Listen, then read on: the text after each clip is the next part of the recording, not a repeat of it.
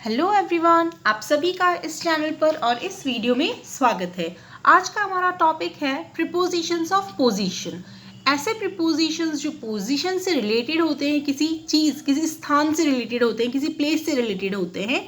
और ये प्रीपोजिशंस ऐसे प्रीपोजिशन हैं जो हमें काफ़ी कंफ्यूज करते हैं, जो हमारे दिमाग में कंफ्यूजन पैदा करते हैं। तो इस चीज़ में आपको एक और दिखेगा कुछ लिखा हुआ, डिफ़िकल्ट टू ईजी। इसका मतलब है कि हम जो डिफ़िकल्टीज आपको प्रीपोजिशंस में होती होंगी, उन डिफ़िकल्टीज को हम सॉल्व करके वो प्रीपोजिशन टॉपिक आपके लिए इजी बनाने वाले हैं। तो इसको शुरू करने से पहले मुझे एक बहुत ही अच्छा थॉट याद आ रहा है, वो है इस तरह, what you hear you forget, what you see you remember, and what you do you understand. इसका मतलब है कि जो हम सुनते हैं उसकी चांसेस होती है कि हम उसको भूल जाएंगे, लेकिन जो हम देखते हैं वो हमेशा हमें याद रहता है, और जो हम करते हैं वो हमें समझ में आ चुका होता है, तभी हम उस काम को कर पाते हैं।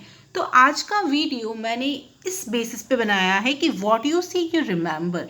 इसीलिए आपको यहाँ पे कुछ इमेजेस दिखेंगी, और इमेजेस की हेल्प से हम डिफ़िकल्ट प्रीपोजिशंस या ऐसे प्रीपोजिशन जो हमें कंफ्यूज करते हैं, उन प्रीपोजिशंस को और अच्छे से समझेंगे। तो चलिए शुरुआत करते हैं हम अपने टॉपिक की। तो सबसे पहले है अराउंड। अराउंड का मतलब होता है चारों ओर। तो आपको एक पिक्चर दिख रही है जिसमें बीच में सन है और ये अर्थ है। तो अर्थ क्या कर रही है? सन के चारों ओर चक्कर लगा रही है। हम कहते हैं ना, हिंदी में भी सेंटेंस होता है, पृथ्वी सूर्य के चारों ओर चक्कर लगाती है। तो चक्कर लगाना क्या कहलाता है? अराउंड कहलाता है। तो चारों ओर घूमने का जो एक्शन होता है, या आप कह सकते हैं कि जो प्रपोजिशंस आप चारों ओर घूमने के लिए यूज करते हैं वो अराउंड करते हैं। तो पहला एग्जाम्पल है, the earth revolves around the sun. तो सन के आसपास चारों ओर चक्कर लगाना। तो चारों ओर को हम क्या कहते हैं? अराउंड कहते हैं।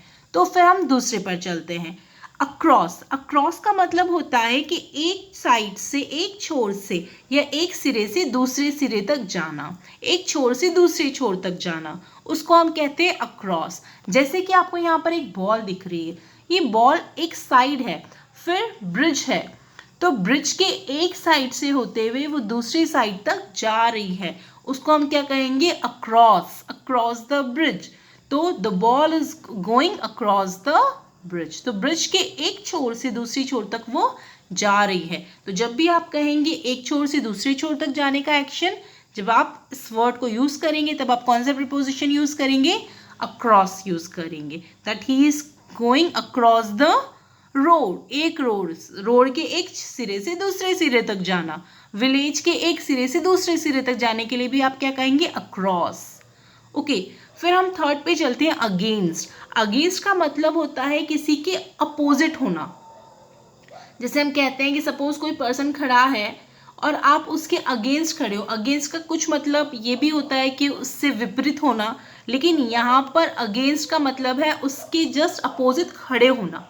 सिर्फ एक फिजिकल एक्टिविटी होती है ये, इसमें आप किसी के विपरीत हो रहे हो, दिमाग से विपरीत, वो वाली बात नहीं है। प्रीपोजिशन का यहाँ पर जो प्रीपोजिशन अगेंस्ट है, इसका मतलब होता है कि आप उसके अपोजिट खड़े हो या बैठे हो, जो भी आप एक्शन कर रहे हो वो अपोजिट है। ओके, तो यहाँ पर आप देख सकते हैं एक वॉल है और जो पर्सन है वो उसके जस्ट अपोजिट खड़ा है, वो पुश कर रहा है। तो ऑब्वियसली वो बैक साइड से तो पुश नहीं करेगा ना, आगे की तरफ से ही करेगा।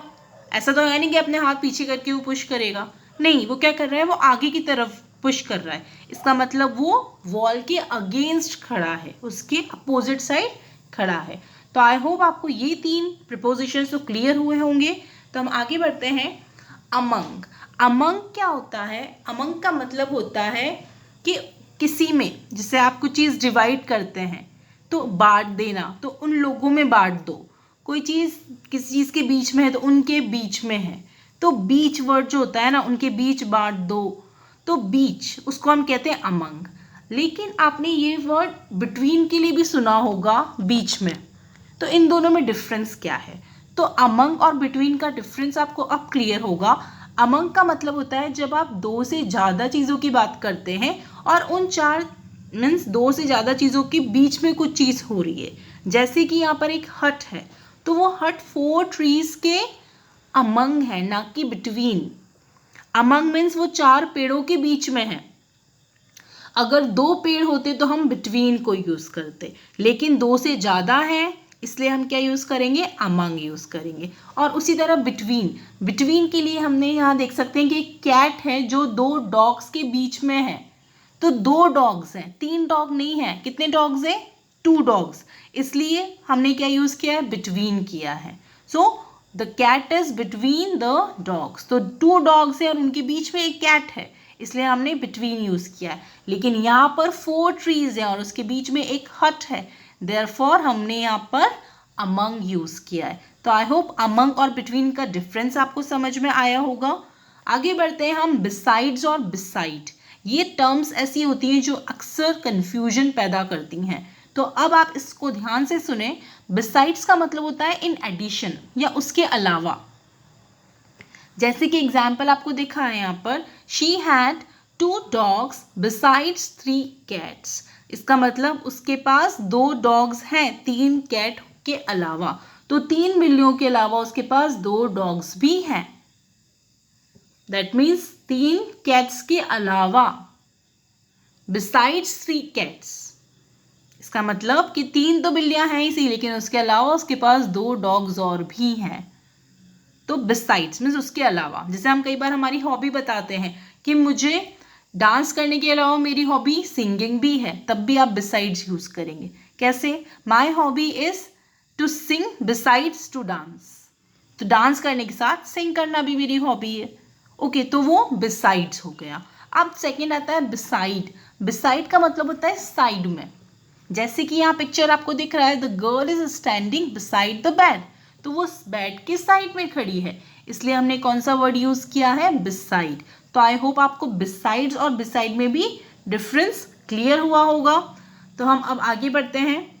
अबो, अबो का मतलब होता है जब आप किसी में कंपेयर कर रहे हो। कंपेयर करके आप बता रहे हो कि वो चीज़ ऊंची है किसी पर्टिकुलर चीज़ से। जैसे कि यहाँ पर आपको दिख रहा है plane is flying above the clouds, तो वो क्लाउड्स के ऊपर उड़ रहा है, उसको कांटेक्ट नहीं कर रहा, उसको टच नहीं कर रहा, उसके ऊपर उड़ रहा है, उसके ऊपर के लेवल पर उड़ रहा है। तो जब भी आपका कंपैरिजन आता है तब हम अबो यूज करेंगे। और अबो का अपोजिट होता है बिलो। बिलो मीन्स नीचे है और उसके कंपैरिजन में वो चीज़ छोटी है या नीचे है उससे, उसके नीचे नहीं है, उससे नीचे है, उसके कंपैरिजन से वो चीज़ छोटी है। जैसे कि the Apple is below the table, तो टेबल के बिलो है, दैट मीन्स टेबल बड़ा है और एप्पल उसके कंपैरिजन में छोटा है, तो एप्पल नीचे है, टेबल से नीचे है, इसलिए हमने कौन सा वर्ड यूज़ किया है, बिलो यूज़ किया है। तो आई होप अबो और बिलो का डिफरेंस क्लियर हुआ होगा। अब हमारा उसी की तरह सेम वर्ड जो यूज़ होते हैं, जैसे कि अंडर। अंडर का मतलब भी होता है नीचे, लेकिन वो किसी चीज़ के नीचे होता है, कई बार किसी चीज़ के टच होते हुए भी नीचे होता है, कई बार कोई चीज़ को कवर कर लेता है, तब भी हम अंडर यूज़ करते हैं, लेकिन नीचे की तरफ। जैसे कि the book is under the table, तो आपको दिख रही है एक टेबल है जिसके अंदर है वो बुक, उसके बाहर नहीं है। या एज अ कंपैरिजन नहीं कर रहे कि बुक छोटी है या टेबल बड़ी है, ऐसा नहीं। हमारा मतलब क्या है कि बुक टेबल के नीचे रखी हुई है, तो के नीचे के लिए हम क्या यूज़ करते हैं, अंडर यूज़ करते हैं। अब सेकेंड एग्जाम्पल आप देखिए, उसके बाद ओवर का है। ओवर का मीनिंग क्या होता है, अंडर का अपोजिट होता है ओवर। ओवर का मतलब होता है किसी चीज़ के ऊपर ऊपर, लेकिन कंपैरिजन नहीं होता। जैसे कि एग्जाम्पल है, the ball went over the wall and under the table, तो बॉल दीवार के ऊपर से होके गुजरी। यहाँ पर हम दीवार और बॉल का कंपैरिजन नहीं कर रहे, इसलिए हमने यहाँ पे बिलो भी यूज़ नहीं किया है या अबव यूज़ नहीं किया है। हमने क्या बोला है यहाँ पे, ओवर द वॉल। इसका मतलब दीवार के ऊपर से होते हुए वो गई और टेबल के नीचे से गई। तो under the table means table के नीचे से निकल गई वो, अभी टेबल के नीचे है तो नहीं वो, पर निकल गई वहाँ से, और ना ही हम कंपैरिजन कर रहे हैं। तो जब भी कंपैरिजन होगा तब अबो और बिलो यूज़ करेंगे आप। और हाँ, अबो बिलो आप डिग्रीज को, टेम्परेचर को कंपेयर करने में भी यूज़ कर सकते हैं। ओके, और अंडर और अब ओवर हम कब यूज़ करते हैं, जब कोई चीज़ कवर हो रही होती है या फिर टच कांटेक्ट में होता है तब भी हम यही यूज़ करते हैं, अंडर और ओवर।